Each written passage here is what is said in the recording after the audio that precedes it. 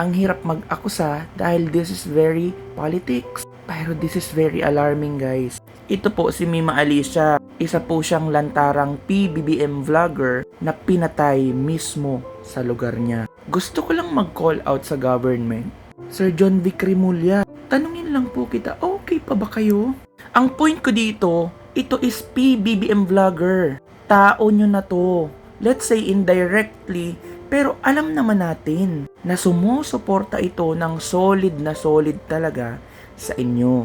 Pero bakit nangyayari to? At napakapiloso po namang pakinggan kung sasabihin ko na dapat oras-oras andun kayo sa tabi ng mga tao, sa tabi naming mga Pilipino. Di ba ang piloso pong pakinggan? Pero common sense, nabigyan kayo ng kapangyarihan dahil sa taong bayan. I don't want to be very selective. So do you? Kailangang protektahan nyo lahat ng tao. Paano nyo to gagawin? Di paggalawin nyo yung mga galamay nyo. Kung sa tingin nyo stricto na kayo, gawin nyo pang mas stricto. Legit to ga. Patay na po talaga siya. Eto, panoorin natin to. Yung ating kapatid na si Mima ay pinatay po kagabi.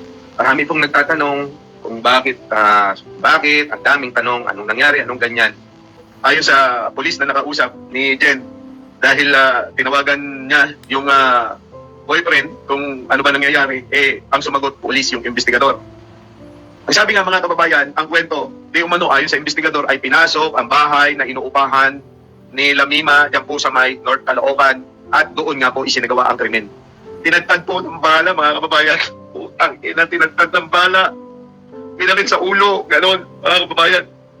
Talagang papatayin si Mima. Hindi mo natin alam kung ano atraso niya.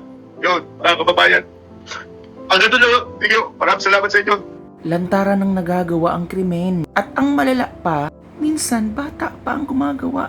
Bata. Paano makakasuhan? Ito, PBBM vlogger na to. At diba nasabi ko na rin po sa inyo sa mga nagpo-follow sa akin, I am not a pro Duterte. I am not a pro Marcos. I support the government. Kahit sino pa ang mamuno dyan, kung siya talaga ang naiboto ng taong bayan, di suportahan. Pero pag sobra namang daming pagkukulang, bakit di kondinahin? Dapat nating pagsabihan. Mali din kasi, hindi na kayo kinakatakutan. Ako aaminin ko ayaw ko sa extrajudicial killings. Pero alam nyo kung may mas mataas pa sa extrajudicial killing, kasi di ba may extra na siya? Ito na yung nangyayari.